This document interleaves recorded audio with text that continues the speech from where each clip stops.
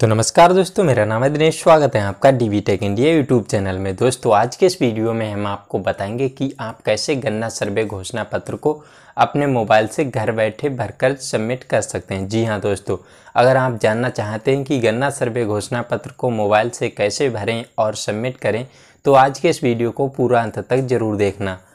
तो चलिए दोस्तों, वीडियो को शुरू करते हैं। वीडियो में आगे बढ़ने से पहले दोस्तों एक रिक्वेस्ट करेंगे आपसे कि अगर आपने अभी तक हमारे YouTube channel DV tech India को सब्सक्राइब नहीं किया तो प्लीज़ सब्सक्राइब कर देना और जानकारी अच्छी लगे तो वीडियो को लाइक करना। तो दोस्तों, आपको अपना गन्ना सर्वे घोषणा पत्र भरने के लिए सबसे पहले यूपी गन्ना किसानों की जो ऑफिशियल वेबसाइट है, यहाँ पर आप देख पा रहे होंगे CANUP.in। इस वेबसाइट को आपको अपने मोबाइल में किसी भी ब्राउज़र या फिर गूगल क्रोम ब्राउज़र के माध्यम से ओपन कर लेना है। इस वेबसाइट का लिंक मैं इस वीडियो के डिस्क्रिप्शन में भी डाल दूंगा, चाहे तो आप वहां से भी इसे डायरेक्टली ओपन कर सकते हैं। तो इस वेबसाइट को सबसे पहले ओपन कर लेना है। इस वेबसाइट का इंटरफेस कुछ इस तरह से ओपन हो जाएगा और इसके बाद आपको यहाँ पर नीचे स्क्रॉल करना है। यहाँ पर सबसे पहले आपको यहाँ मिल जाएगा आंकड़े देखें। यहाँ पर इस आंकड़े देखें पर आपको क्लिक करना है। जैसे ही आप आंकड़े देखे पर क्लिक करेंगे एक नया पेज खुलकर आ जाएगा। यहाँ से आपको एक कैप्चा दिया हुआ है, ये लिखना है और फिर व्यू पर क्लिक करना है। चलिए हम कैप्चा को लिख लेते हैं और इसे वेरीफाई कर लेते हैं।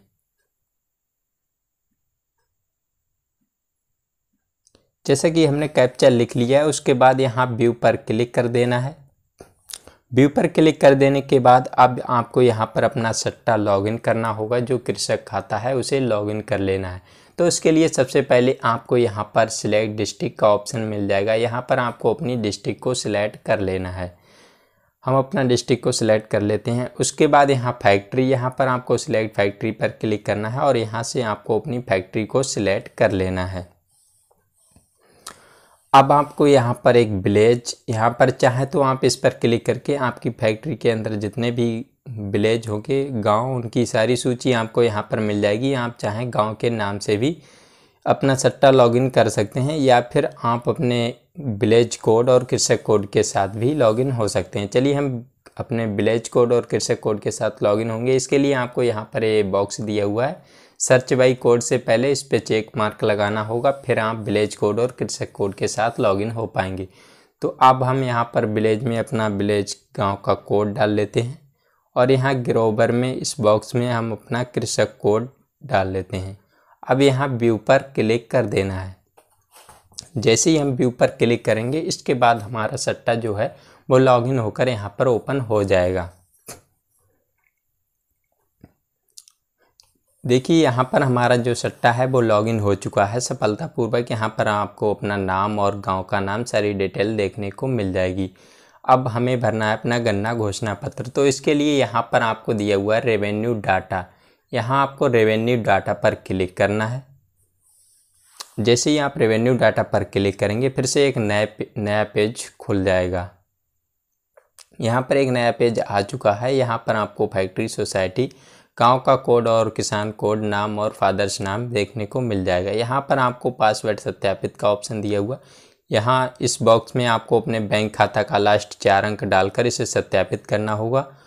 चलिए यहाँ पर हम अपने बैंक खाता के लास्ट 4 अंक डाल लेते हैं। उसके बाद यहाँ सत्यापित पर क्लिक कर देना है।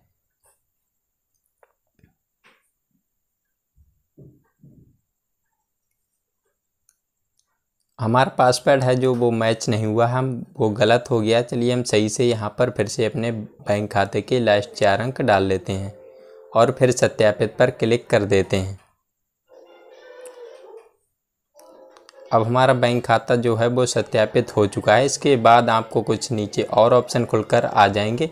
यहाँ पर सबसे पहले अपलोड डॉक्यूमेंट, यहाँ पर आपको अपना पहचान के रूप में एक डॉक्यूमेंट अपलोड करना होगा, जिसके लिए यहाँ पर देख पा रहे हैं बैंक पासबुक कॉपी सिलेक्ट है। इस पर क्लिक करके आप कोई और भी डॉक्यूमेंट सिलेक्ट कर सकते हैं। यहाँ पर Aadhaar card, voter ID card, driving licence, passport, passbook copy भी अपलोड कर सकते हैं। हम बैंक पासबुक कॉपी को सिलेक्ट कर लिए हैं। उसके बाद यहाँ पर आपको सब चूज़ फाइल पर क्लिक करना है।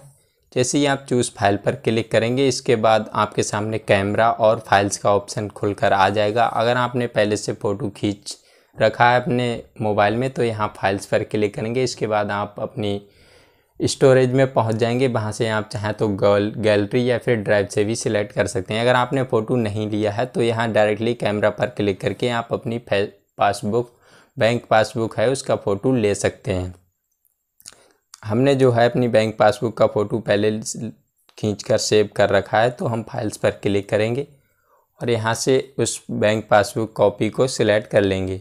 दोस्तों ध्यान रहे कि आप जो फ़ोटो लेते हैं वो जेपीजी या पीएनजी या पीडीएफ फॉर्म में ही होना चाहिए, अन्यथा वो अपलोड नहीं होगा, और 2 MB से कम का साइज होना चाहिए। हमने अपने फ़ोटो का साइज़ भी चेंज कर लिया है और पहले से सेव करके रखा है। यहाँ से इसे सिलेक्ट कर लेते हैं। तो यहाँ पर हमने अपने डॉक्यूमेंट के फ़ोटो को सिलेक्ट कर लिया है। अब इसके बाद यहाँ ये लिखा हुआ है अपलोड, तो यहाँ पर हम अपलोड पर क्लिक कर देंगे। जैसे आप अपलोड पर क्लिक करेंगे, इसके बाद कुछ सेकंड के लिए वेट करना है, जिसके बाद हमारा जो डॉक्यूमेंट है वो अपलोड हो जाएगा। जो हमने अपने बैंक पासबुक का फ़ोटो सिलेक्ट किया था वो यहाँ पर अपलोड होने लगा है। कुछ सेकंड के लिए वेट करना, अगर आपका नेटवर्क फास्ट होगा तो बहुत जल्दी हो जाएगा।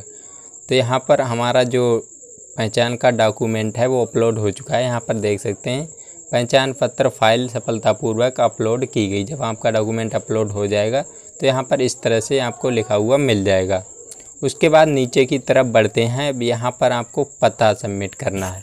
पता में आपको सबसे पहले अपना ज़िला लिखना है। दोस्तों कमेंट में भी लिखते जाना कि कौन से ज़िले से हमारे इस वीडियो को आप देख रहे हैं।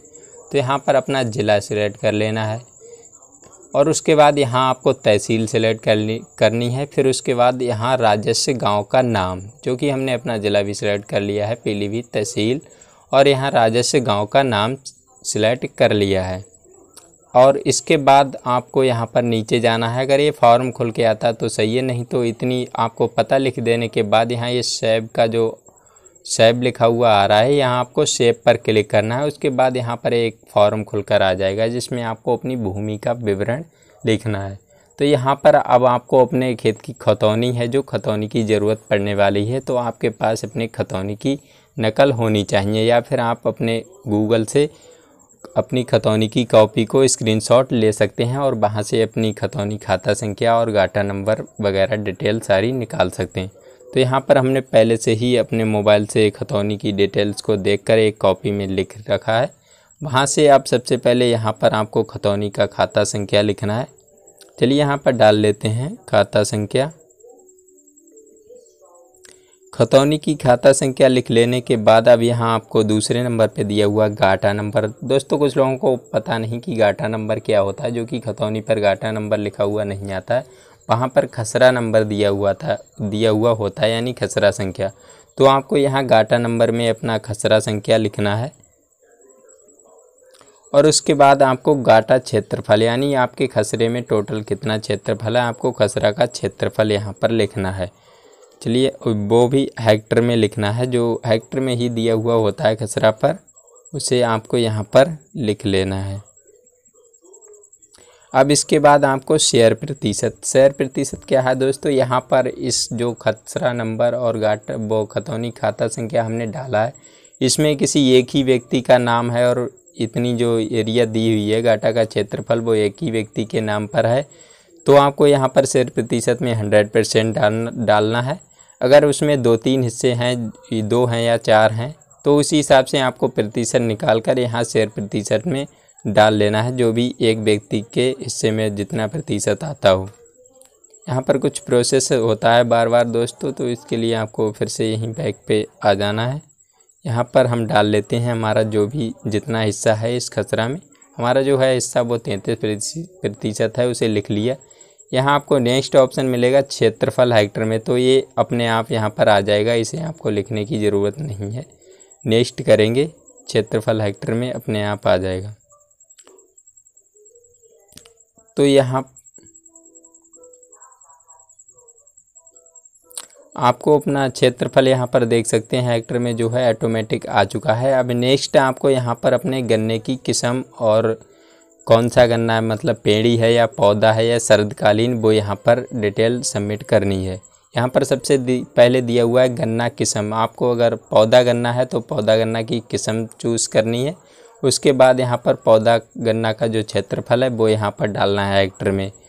या फिर यहाँ पर दूसरा ऑप्शन पेड़ी गन्ना की किस्म और फिर पेड़ी गन्ना का क्षेत्रफल। यहाँ पर नीचे दिया हुआ शरदकालीन गन्ना की वैरायटी सिलेक्ट करनी है, उसके बाद क्षेत्रफल डालना है। तो हमारे खेत में पेड़ी गन्ना है तो हम पेड़ी गन्ना की वैरायटी यहाँ से सिलेक्ट कर लेते हैं। आपको यहाँ पर गन्ने की वैरायटियाँ हैं जो वो अपने आप पहले से ही मौजूद मिल जाएंगी।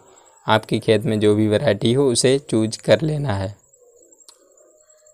वैरायटी चूज कर लेने के बाद अब यहाँ पर आपको क्षेत्रफल डालना है। हमारा जो हिस्सा जितना है इस खेत का वो यहाँ पर आपको निकल कर आ चुका है। क्षेत्रफल हेक्टेयर में 0.115। तो हम यहाँ पर अपने गन्ने का क्षेत्रफल डाल लेते हैं। गन्ने का क्षेत्रफल डाल लेना है। जो भी आपका पेड़ी पौधा उसी हिसाब से आपको वैरायटी और गन्ने का क्षेत्रफल चूज कर लेना है।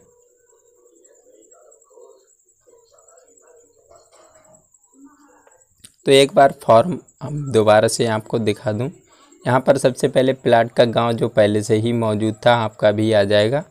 और यहाँ पर खतौनी खाता संख्या सबसे पहले डालना है, फिर गाटा नंबर पे आपको खसरा नंबर डालना है और यहाँ पर गाटा क्षेत्रफल डालना है, शेर प्रतिशत क्षेत्रफल हेक्टेयर में। दोबारा से चेक कर लेना, हमने सबमिट कर दिया उसके बाद भी। तो यहाँ पर पौधा हमारे खेत में पौधा गन्ना नहीं है तो हमने पेड़ी गन्ना का किस्म जो है वैरायटी यानी उसे सिलेक्ट कर लिया है। पेड़ी गन्ना का क्षेत्रफल कितने क्षेत्रफल में गन्ना बोया है वो भी हमने यहाँ से सिलेक्ट कर लिया है। अब अगर और भी खेत आपको ऐड करना है, कोई खतौनी और भी है, तो इसके लिए आपको यहाँ ऐड पर क्लिक कर देना है। उसके बाद एक नेक्स्ट फॉर्म खुलकर आ जाएगा। अगर आपका फॉर्म टोटल आपकी एक ही खेत है तो उसके बाद अब आपको नीचे आना है और इसे सबमिट कैसे करना है बताते हैं। यहाँ पर एक चेक मार्क लगाना है। ये जो लिखा हुआ मेरे द्वारा भरे गए सभी आंकड़े सही हैं और मैंने भली भांति उसकी जांच कर लिया है।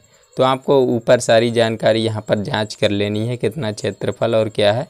उसके बाद इस बॉक्स में चेक मार्क लगा देना है। ये छोटा सा बॉक्स जो दिया हुआ है इस पे चेक मार्क लगाना है और यहाँ आपको सबमिट का ऑप्शन मिल जाएगा। यहाँ आपको सबमिट पर क्लिक कर देना है और उसके बाद आपका जो फॉर्म है गन्ना घोषणा पत्र का, गन्ना सर्वे घोषणा पत्र का, वो सफलतापूर्वक सबमिट हो जाएगा।